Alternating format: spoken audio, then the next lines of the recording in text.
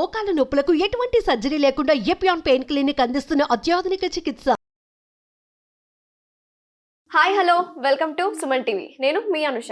ఈ రోజు మనతో పాటు ఉన్నారు డాక్టర్ ఏ మాలతి శ్యామ్ల గారు. నమస్తే డాక్టర్ గారు. నమస్కారం అండి. ఒకప్పుడు 60 ఏళ్ల వయసు కానీ 65 ఏళ్ల వయసు పైబడిన వాళ్ళకి కానీ మోకాల నొప్పులు అనేవి స్టార్ట్ అయ్యాయి. కానీ ఈ రోజుల్లో చిన్న ఏజ్లోనే స్టార్ట్ అవుతున్నాయి నీ పెయిన్స్. అసలు ఎందుకు వస్తున్నాయి ఇంత చిన్న ఏజ్లో? అసలు దీని యొక్క కారణాలు ఏంటి? నీ పెయిన్స్, మోకాళ్ళ నొప్పులు రావడానికి గల కారణాలు చాలా ఉంటాయి. అందరూ అనుకుంటారు ఓన్లీ ఒబేసిటీ వల్ల వస్తుంది లేదా ఆహారపు అలవాట్ల వల్ల వస్తుంది అని అనుకుంటారు. అది కాదు. ఏదైనా మోకాలికి ఇంజురీ అయినా లేకపోతే ఇన్ఫ్లమేషన్ అయినా కొంతమందికి ఇన్ఫ్లమేషన్ అవుతుంది. ఇంకా కొంతమందికి ఆటో ఇమ్యూన్ డిసీజెస్ అని ఉంటాయన్నమాట.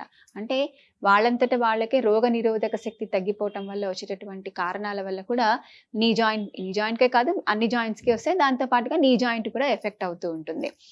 మీరు అడిగినట్టుగా చిన్నపిల్లలకి ఎందుకు వస్తుంది అని.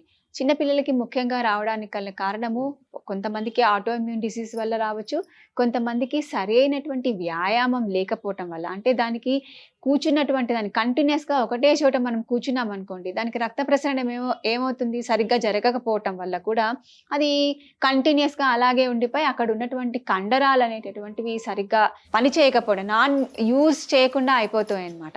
సో అట్లా కూడా కంటిన్యూస్గా ఉండటం వల్ల కూడా ఆ కండరాల వాళ్ళకి పెయిన్ వచ్చి కూడా అలా పెయిన్ రావడానికి అవకాశం ఉంటుంది.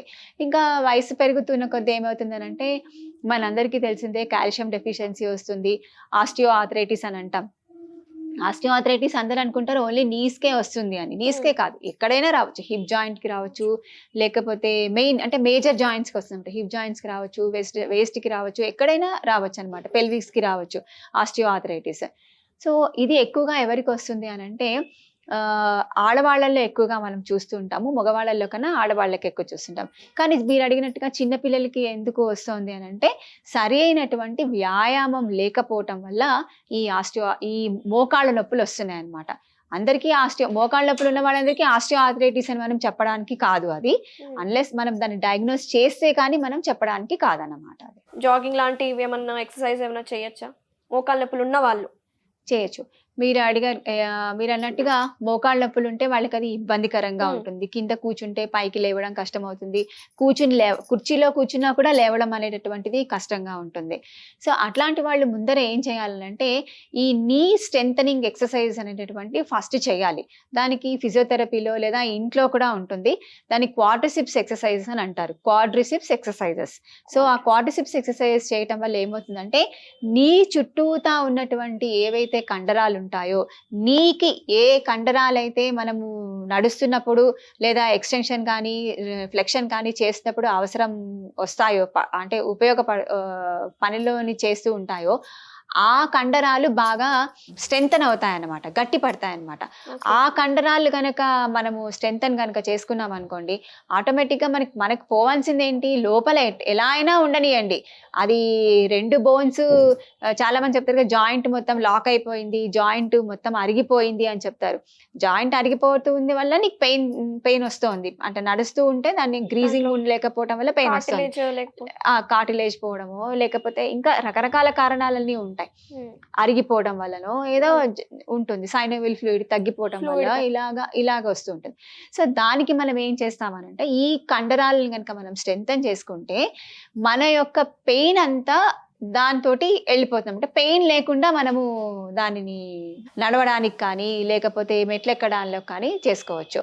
చాలా మందికి ఒక డౌట్ ఉంటుంది, నీ పెయిన్ ఉన్నటువంటి వాళ్ళు వాకింగ్ చేయొచ్చా అని. వాళ్ళు నీ పెయిన్ ఉన్న వాళ్ళు ఒబేస్గా ఉంటారు, ప్లస్ వాళ్ళు వాకింగ్ చేయాలని చెప్పి ఆర్థోపెడిక్ డాక్టర్స్ చెప్తూ ఉంటారు. కానీ అది సాధ్యపడదు. అలాంటి వాళ్ళు ఏం చేయొచ్చు అని అంటే వాళ్ళకి ఎంత దూరం అయితే నడుస్తారో అంత దూరం కొంచెంసేపు నడిచి కాసేపు రెస్ట్ తీసుకోవాలి. మళ్ళీ కొంచెం దూరం నడిచి రెస్ట్ తీసుకోవాలి. అంటే నీస్కి ఎటువంటి పెయిన్ అంటే ఎటువంటి ఇబ్బంది కలగకుండా ఉంటుంది. అట్లాగే మనం ఒబేసిటీని కూడా మనం తగ్గించుకోవచ్చు అనమాట. అంటే ఇంటర్మీడియట్గా మనము నడిచామనుకోండి, ఇంటర్మీడియట్గా అంటే కాసేపు నడుస్తాము, కాసేపు రెస్ట్ తీసుకుంటాము, మళ్ళీ నడుస్తాము, కూర్చుంటాం. అట్లా మెల్లమెల్లగా ఆయాసం అనేదే లేకుండా వాళ్ళు సునాయాసంగా వెయిట్ తగ్గుతారు, ప్లస్ నీ జాయింట్ పెయిన్ కూడా వాళ్ళలో తగ్గేటటువంటి అవకాశం ఉంటుంది. చిన్నపిల్లల్లో అయితే వాళ్ళ నేను అందరికీ ఎక్సర్సైజ్ ఏం చెప్తానంటే ఈ జిమ్ జాగింగ్ ఇలాంటి వాటికన్నా యోగాసనాలు కనుక చేస్తే, యోగాసనాలలో ఇప్పుడు ఒకటి మొక్కై వంగంది మానై వంగున అని ఒక సామెత, మనకు ఒక నానుడి ఉంది, అందరికీ తెలిసినటువంటిదే. సో చిన్నప్పటి నుంచే ఇవాళ రేపు స్కూల్స్ లో చాలా మందికి ఉన్నాయి, స్కూల్స్ లోపల యోగాసనాలు నేర్పిస్తున్నారు, డ్రిల్, పీటీ ఇలాంటివన్నీ ఉన్నాయి. వాటితో పాటుగా సరైనటువంటి ఆసనాలు ఒక ట్రైనర్ బాగా యోగాసనాలు పర్ఫెక్ట్ అయినటువంటి వాళ్ళని కనుక మనం తీసుకొని వాళ్ళ ఆధ్వర్యంలో కనుక చేస్తే ప్రతి ఒక్క జాయింట్ కి కూడా రక్త ప్రసరణ ఎంత కావాలో అంత జరుగుతుంది, న్యూట్రిషన్స్ బాగా పెరుగుతుంది, దానికి పోషణ పెరుగుతుంది అనమాట, జాయింట్స్ బలంగా ఉంటాయి అన్నమాట. సో వాళ్ళకి యోగాసనాలు వరకు ప్రిఫర్ చేస్తాము. ఇంకొకటి ఏంటి అని అంటే అన్నిటికన్నా మంచిది సూర్య నమస్కారాలు చేయడము. సో అన్ని జాయింట్స్ మూవ్మెంట్ అవుతుంది, అన్ని జాయింట్స్ కి పోషణ వస్తుంది, ప్లస్ స్ట్రెంగ్తన్ అవుతాయి అవి. దాంతో పాటుగా కండరాలు కూడా స్ట్రెంగ్త్ అవుతూ ఉంటాయి. సో యోగాసనాలు చేయడం చాలా మంచిది. దాంతో పాటుగా ప్రాణాయామ చేయడం కూడా మంచిది. ఇప్పుడు యోగాసనాలు ఆల్రెడీ నీ పెయిన్స్ ఉన్న వాళ్ళు కూడా యోగాసనాలు చేసుకోవచ్చా? దానికి అనుగుణంగా ఇప్పుడు మా వేమన్ యోగా రీసెర్చ్ ఇన్స్టిట్యూట్ లో మేము ఏం చేస్తామంటే మా దగ్గర వచ్చే వాళ్ళందరూ కూడా ఈ నీ జాయింట్ పెయిన్స్ ఉన్న వాళ్ళు చాలా మంది వస్తారు. సో దానికి ఏం చేస్తామనంటే సపోర్టివ్ గా అనమాట ఆసనాలు, మనం ఇంతకుముందు నేను చెప్పాను కదా కండరాలని స్ట్రెంగ్త్ చేయాలి అని చెప్పేసి. సో ఆ కండరాలని స్ట్రెంగ్త్ చేసేటటువంటి ఆసనాలని మేము చెప్పడం జరుగుతుంది అనమాట. అక్కడ చెప్తున్నాం. అది ఎలాగా అనేసి అంటే దానికి సపోర్టివ్స్ పెట్టి జాయింట్ కింద మనం సపోర్ట్స్ పెట్టి జాయింట్ ని మనం ఎటువంటి డిస్టర్బ్ చేయకుండా ఈ కండరాన్ని స్ట్రెంగ్తన్ చేసేటటువంటి ఆసనాలని, కండరాన్ని స్ట్రెంగ్తన్ చేసేటటువంటి ఎక్సర్సైజెస్ ని చెప్పడం జరుగుతుంది అనమాట. అట్లా చేసుకోవచ్చు ఆసనాలు. ఇప్పుడు కూర్చొని అంటే టేబుల్ పైన పడుకొని చేసుకోవచ్చు, దాని తర్వాత ఇలా కుర్చీలో కూర్చొని కూడా మనము ఎక్సర్సైజ్ చేయవచ్చు. నీ పెయిన్స్ అసలు రాని వాళ్ళకైతే యోగా ఆసనాలు, మంచి ఫుడ్ తీసుకోవడం ఇలాంటివి అయితే ఉన్నాయి. నీ ముందు జాగ్రత్త ప్రికాషన్స్ గా ఆల్రెడీ ఉన్న వాళ్ళకు కూడా యోగాసనాలు ఉన్నాయి. యోగాసనాస్ ఉన్నాయి. ఇప్పుడు ఇవాళ రేపు చాలా వచ్చేసాయి. చైర్ లో కూర్చుని క్వాడ్రిసిప్స్ ఎక్సర్సైజ్ చేయడము, చైర్ లోనే మనము కాళ్ళని అటు ఇటు చేయడము, కొంచెమైనా మూమెంట్ లేకుండా ఏ జాయింట్ ఉండదు, కొంచెం ఉంటుంది. ఇంకా ప్రకృతి వైద్యంలో ఏం చేసుకోవచ్చు అంటే ఈ జాయింట్ పెయిన్స్ కి ఇప్పుడు మేము ఒక రీసెర్చ్ చేస్తున్నాం, హీటింగ్ కంప్రెస్ అని. హీటింగ్ కంప్రెస్ ని కంటిన్యూస్ గా దీని మీద, హీటింగ్ కంప్రెస్ అంటే చాలా మంది ఏమనుకుంటారంటే వేడి నీళ్ళ సంచి పెట్టి దాని మీద చేయడం అనేది, అలా కాదు. తడి బట్టని గట్టిగా చుట్టేసి దాని పైనుంచి ఒక గట్టిగా పొడి బట్టను చుట్టేసి ఒక 20 to 30 minutes కనుక దాన్ని అలా వదిలేస్తే దాన్ని హీటింగ్ కంప్రెస్ అని అంటారు.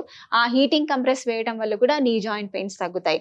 అట్లాగే ఇంకా ప్రకృతి వైద్యంలో ఏంటంటే ఇన్ఫ్రారెడ్ ల్యాంప్ థెరపీ, డైరెక్ట్ గా మడ్ అప్లికేషన్స్, దీని మీద మడ్ కనుక మనం పెడితే ఇన్ఫ్లమేషన్ అంతా కూడా తగ్గిపోయి నీ జాయింట్ పెయిన్స్ తగ్గుతాయి అన్నమాట. ఓకే, ఇలాంటి మోకాలు నొప్పులు ఉన్న వాళ్ళకి ఎలాంటి ఆహారం తీసుకుంటే బాగుంటుంది డాక్టర్ గారు? ఇట్లాంటి వాళ్ళకి మోకాళ్ళ నొప్పులు ఉన్నటువంటి వాళ్ళకి ఇప్పుడు కాల్షియం తక్కువైపోయి మోకాళ్ళ నొప్పులు వస్తూ ఉంటాయి. వాళ్ళకి కాల్షియం సప్లిమెంటరీస్ ఉన్నటువంటివి అంటే పాలు, పెరుగు పదార్థాలు, దాని తర్వాత ఎవరికైనా మంచివే, అందరికి మంచివే, లేని వాళ్ళు కూడా మంచివే.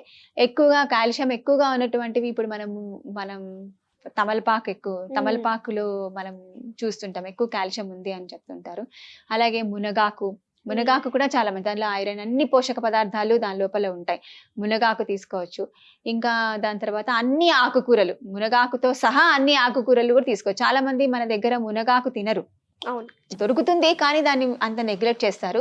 కానీ మునగాకు తీసుకోవడం వల్ల కూడా చాలా మంచి ఉపయోగకరంగా ఉంటుందన్నమాట. ఒక రోస్టర్ లాగా పెట్టుకొని ప్రతిరోజు రోజుకొక ఆకుకూరను తీసుకొని ఆకుకూర రసంనే వండింది కానీ లేకపోతే పచ్చిదైనా సరే ఎట్లా అయినా వాళ్ళకి ఎలా టేస్ట్గా అలా అనిపిస్తే వండింది ఉడకబెట్టినటువంటి ఆకుకూర రసాన్ని మనం కనుక తీసుకుంటే చాలా వరకు అది మనకి హెల్ప్ఫుల్ అవుతుంది. కాల్షియం ఎక్కువ కావాలి కాబట్టి అలా జరుగుతుంది. ఇంకొకటి ఏంటంటే బరువు తగ్గేటటువంటి ఆహారాన్ని మనము తీసుకోవాలన్నమాట. అంటే కొంచెం కాన్సన్ట్రేషన్ బరువుగా ఉన్న వాళ్ళకి మోకాళ్ళ నొప్పులు వచ్చాయనుకోండి, ఆ బరువు తగ్గడానికి వాళ్ళు ప్రయత్నం చేసి ఒక పూట భోజనం చేసి ఒక పూట ఫ్రూట్స్, సలాడ్స్ మీద కనుక వెయిట్ బేరింగ్ డైట్ కనుక చేస్తే చాలా వరకు అది తగ్గుతుంది అన్నమాట. కంట్రోల్ అవుతాయి. నీ క్యాప్స్ కొంతమంది వేసుకుంటూ ఉంటారు కదా మేడం, అలా వేసుకోవడం కూడా మంచిదేనా? నీ క్యాప్స్ వేసుకోవడం కూడా మంచిదే అండి. ఎందుకంటే బాగా పెయిన్స్ ఉన్నటువంటి వాళ్ళకి అది నీ క్యాప్ వేసుకుంటే ఒక సపోర్ట్‌గా ఉంటుందన్నమాట. సో, నీ క్యాప్ వేసుకొని వాళ్ళు నడిచేటప్పుడు నీ క్యాప్స్ వేసుకోవచ్చు. పడుకునేటప్పుడు దాన్ని తీసేసి చేయొచ్చు. నేను చెప్తున్నాను కదా! ఇప్పుడు కొంచెం ఇంటర్మిటెంట్‌గా వాక్ చేయొచ్చు అనేప్పుడు, ఆ ఇంటర్మిటెంట్ వాక్ చేసేటప్పుడు నీ క్యాప్స్ వేసుకొని కనుక వాక్ చేస్తుంటే ఇటు వెయిట్ తగ్గుతారు, అటు పెయిన్ కూడా తగ్గుతుందన్నమాట. నీ క్యాప్స్ కొనుక్కోలేనటువంటి పరిస్థితిలో ఉన్నటువంటి వాళ్ళు, ఒకవేళ వాళ్ళకి నీ క్యాప్స్ వేసుకుంటే చర్మం అంతా ఈ ఎలర్జీ వచ్చేసి లేకపోతే చర్మం అంతా ఇలా కోసుకోపోయినట్టుగా అయిపోతూ ఉంటుంది. మనం పేషెంట్స్ గమనిస్తూ ఉంటాం. సో, అలాంటప్పుడు ఏం చేయొచ్చనంటే ఇంట్లో దొరికేటటువంటి కాటన్ చున్నీ బట్టలు ఉంటాయి కదా! ఆ బట్టని మనము దానికి తగ్గట్టుగా కట్ చేసుకొని దాన్ని గట్టిగా చుట్టుకొని కూడా మనము వాకింగ్ చేయవచ్చు. చేసుకోవచ్చు. ఇంట్లో కూడా ఉన్నటువంటి దాంతో కూడా మనం చేయవచ్చు. థ్యాంక్ యూ అండి. నమస్కారం.